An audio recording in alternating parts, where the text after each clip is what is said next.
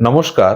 যাদের দীর্ঘদিন ধরে ব্যবসায় মন্দা চলছে তাদের জন্য একটি খুব সুন্দর উপায়ের কথা আজকে বলবো। বুধবার দিন আপনারা উপায়টি পালন করবেন। প্রত্যেক বুধবার একদিন করেই করবেন।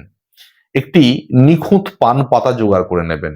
এই পান পাতাটি জল দিয়ে ভালো করে ধুয়ে নেবেন, তারপর পরিষ্কার কাপড় দিয়ে মুছে নেবেন। একটি পাত্রের মধ্যে তেল এবং সিঁদুর একসাথে গুলে নেবেন, সর্ষের তেল হতে পারে। একসাথে গুলে নিয়ে আপনার এই ডান হাতের যে অনামিকা আঙুল আছে, এই অনামিকা আঙুল দিয়ে পান পাতার উপরে একটা স্বস্তিক চিহ্ন অঙ্কন করে নেবেন।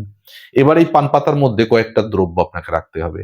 এই পান পাতার মধ্যে আপনি একটি গোটা সুপারি, 5টা লবঙ্গ, 5টা এলাচ, 1 চিমটে আতপ চাল এবং 1 টুকরো কাঁচা হলুদ, এইগুলো রেখে পান পাতাটি ভালো করে মুড়ে একটা সবুজ কাপড়ে করে পুটলি আকারে বানিয়ে নেবেন।